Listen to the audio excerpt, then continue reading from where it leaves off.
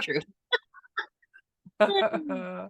Hey everyone, this is Carol from E Square Production, and that over there is T. This is T and me on E Square Productions, and we've been talking a little bit before we hit record here this morning about kids. And I don't know about you, but can you imagine or remember a time when you were a kid and you did something that your parents didn't really love? I sure I sure remember that. We've been kind of talking about it from the flip side as us being parents, having kids doing some things or making some choices that we don't necessarily love. And that's where we are. So we've had a couple of different topics come up. And how do you feel about it when your kids make choices that are different than what you think they should be? I mean, really, that's what it's all about today. So I'll open by just sharing a recent experience. I hired my daughter to work with me as a backup, as support, and I kind of knew, like there was this thing in the back of my mind that knew that this wasn't really for her, but I had this desire to be closer to her and spend some time with her. And I thought, well, I was able to spin it. I was able to sell it in a way that appealed to her. So she's like, "Oh, yeah, actually I can see how this would be great. I mean, I can work remotely now and then when I move over here, I can take this job with me and oh, that gives me freedom." And really knowing what my daughter's I guess what that future might look like, I was thinking and positioning myself to sell this position. And so there we go. We started her up, got everything set up. And I think it was 2.5 weeks. And she came to me and she said, "You know what, Mom? This isn't for me." And she was so concerned about me being disappointed in her Mhm. coming to me and telling me this. And I in this there was this flash of a moment between what she said and what came out of my mouth. And what was going on inside of me before I actually spoke and responded was, "Oh my God, you can't do this. Oh my God, like we've just got everything set up. What is everybody gonna think? Um, I'm gonna miss you. Like I really like spending this time with you." Like there was a million things that went on and it was all about me. Mhm. It was all me. It was all my own selfish stuff. And then the words that came out was, "I'd be disappointed if you didn't honor yourself." Mm. Mm. Right? I mean, this is what it's about. Our children are not us. Mhm. They They're really not. aren't. It was hard to respond that way, but I know that that's what I would have wanted my mom to say. That's what I would have wanted my dad to say is honor yourself. Mhm. And the As a message is parent, different, right? oh my gosh, totally. Yeah. Yeah, Totally. the messages were, you're not doing it right. Do it the right way. Don't make us look bad. What are you Oh doing? yeah. Who do you think you are? Right? Yeah. What are people gonna say? What are they gonna think? Exactly. What are people Yeah. going to think Oh my about us gosh. as parents? Right? I mean, Yeah. speaking of selfish, and really coming to understand that we bring them into the world through the circumstances that we do, and we Mhm. nurture them in the ways that we do, and we mess it up in the ways that we do, right? And they All wear, those colors. yeah, they wear all of it, right? They do. And yet, at some point in time, they develop into what their life is going to look like, their definitions of what success or failure or what and the spectrum of whatever they're doing, right? Yeah. And that sometimes some of those things are a little bit hard to swallow, like I found. I'm like, oh wow, Mhm. how do I not have an opinion about this, and how do I not force my opinion or speak my opinion so that it lands on you where there's an expectation, which is my experience with my parents, right? It was like, you're not Mhm. doing it right, you need to do Yes. it this way. So I always felt like Yes. I needed to be a contortionist, right? Like I needed to contort in order to be loved and Mhm. accepted, right? And feel like I belong in the family system I was born into. And just like Oh, you, it would have been nice to hear, wow, I'm so inspired. Wow, you're so amazing. Wow, look at the things that you're accomplishing. Or, you know, do you need something from me? As yeah. opposed to, How can I support you? yes, yes. Right? Oh my God. I can't imagine what life would have been like if those questions were asked in my household. No kidding, me either. Absolutely. And yet, here Wow. are our kids making informed decisions that we don't Mhm. always agree with. But I mean, in retrospect, I can respect, right? Mhm. When there's some distance between the the heartache or whatever's going on, right? The immediacy of all the stuff that goes on in our heads. And what you said was so beautiful. I'd be upset if you didn't honor what your truth is, right? Yeah. Yeah. And it's hard because there's dichotomy in there. Absolutely. Absolutely. I mean, both of my two children have decided that they don't want to have children of their own. I still hold space for that opinion or that idea to change down the road. And right now we have one grandson with my partner's eldest. So it's not that I don't have a grandchild. We do. We've got access. I just really like little babies, and the idea of never being able to hold my own little, fresh little baby again. There is a piece of me that longs for that. And Mhm. that's mine. That's all mine. I also look at the world that we're living in and realize that the decisions that the kids are making around not wanting children kind of makes sense in today's day and age. Honestly, I wouldn't want to be raising children really in this world. There is such a division. There are really different It's a sides that are crazy going on. place, that is for sure. And so, like, similarly, Yeah. two of my three kids don't want to have kids. I don't know that the third one that had kids actually thought about it. It was kind of one of those, it was a repeat history. Thankfully, it was not as young as what I did, but I see the struggle and I Yeah. feel the struggle, right? The really wanting to do it better, wanting to leave less residue in the mistakes that were made in childhood, Mhm. and the job at hand, Yeah. and how tasking that is, right? Particularly in the day and age where devices are so prevalent, right? So we're talking about parenting in a completely different generation, in a completely different world, and Yeah. how those things actually bring impact with the parent as well as Mhm. the kid, right? So I think I hold a little bit of sadness around knowing that the strain that's on my daughter probably gets passed down to the kids, because that's sort of how it works. It certainly was how Mhm. it worked for my kids. And now I'm writing my constitution going, God, here's a regret, here's a regret, here's a regret. But I Mhm. didn't know then, right? Like, we're Right. talking about 25 years later. It's really easy to look back and go, in retrospect, I should have Yeah. done this, and this. And yet, there was a level of disappointment when my other two kids were like, yeah, no, we're really clear we don't want to physically, birth children, Mhm. and or father or mother or parent a child. And there was a level of disappointment because it's a projection from me of wanting them to know what parenting is like. Yes.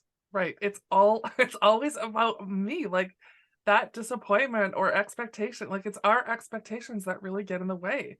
As a kid growing up, my mom and my dad had very clear expectations of me. Mm, Most of those expectations had nothing to do with what I wanted. yeah, I very spent a lot of rarely. life a lot of my life doing things for them to Yeah, make them happy, and they yeah, were never happy. I know. Regardless, you No, right? So honoring ourselves really is the answer. know, Even if it's different, right? Even if it's different than what we think it should be. The I'm truth having a memory now Oh, no. Oh, shoot. of driving in the truck, and like those moments of which would not have made our parents very happy, you know but some of that felt pressurized. It was like there was no permission to do anything that self wanted, and Mhm. therefore, I mean, that's where the lies came from, right? The expectation Yes. of you need to do it this way, but it's like, but I want to have some adventure. So what did we do? We lied in order to get the adventure, right? What I know about Mhm. my kids is they didn't have to lie to me. Yes. Yep. That's huge. It's huge. That's It's a really big huge. deal. Yeah. That's a big change in a family system, and for both of us to have accomplished that, where our kids can come, like, Yeah. my kid Maddie recently came and said, like, I feel nervous and apprehensive and stuff like that. And I'm like, I wonder why. Like, and in the reality of it, it's actually Mhm. okay. It's the lead up to the, and I believe that has everything to do with not disappointing us, not Yeah. having us feel disappointed in them. And I'm like, but hang on a second. uh I love you regardless, Mhm. right? And I wish that my parents were able to give me that assurance Yes. way back when. I remember in my 30s, I was in my late 30s. My mom My mom had mental health issues pretty much her whole life. I think I broke her is kind of the way that I look at it now, because she was fine until she had me, and a bunch of weird chemical stuff happened. And anyways, um, but I remember in my late 30s, I remember us being in a disagreement about a number of things, and mom and dad always wanted to know what I was up to in my life. And when I would tell them what I was up to in my life, You would quite often tell them the truth, and then they didn't like the truth. I do like to tell the truth. I think it's really important. And they didn't like what I had to say. And Of so they course. disapproved. They Yeah. disapproved of what I was doing. And so it would become an argument, and I was always having to defend myself. And so I finally said, listen, I actually went 2 months without talking to my parents. It was the longest that I'd ever gone. And it was important for me to do that. I needed to set that boundary. Listen, this isn't your show. Okay. My life is my life. And so finally, when I came back to sit with my parents, I remember just saying, listen, do you want to be part of my life? Well, yes, we do. Great. You want me to share with you what I'm up to? Yes, we do. Okay. What if what I share with you isn't what you want to hear? Mm. I'm not going to change what I'm doing and who I am so that you feel okay. So we have two choices here. I cannot share with you what's going on in my life and you'll just always wonder, or I can tell you what I'm up to and you can accept it. Mhm. I am not going to continue to change who I am for you any longer. Literally, this was the most pivotal time of my relationship with my parents. It changed everything. It was the first time as an adult I was so grounded in what I knew to be true. I was standing up for myself and really clearly setting that boundary in the most healthy way that I'd ever done in my life. And I think that automatically changed the relationship that I had with my kids. It really made me look at how I interact with my kids in those very same ways. Yeah. Well, and Yeah, God, it's complicated, right?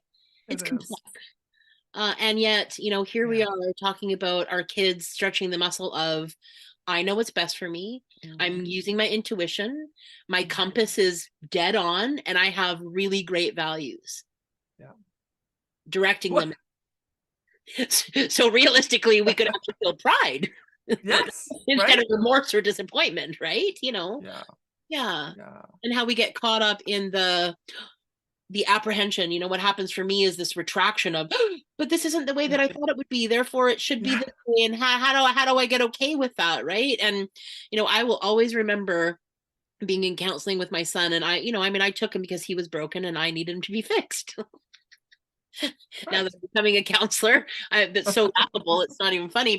And this counselor ticked me off because he was like, get your oar out of his freaking boat. It's not your Mm. life. And he was 15. I was like, what do you mean it's not my life? Like, I'm directing traffic over here. Yeah. And that impact of that statement has carried with me so much weight. Like, I've just, Mm. I constantly am reminded it's not my life, Yeah. right? They were born of me, but they are not me.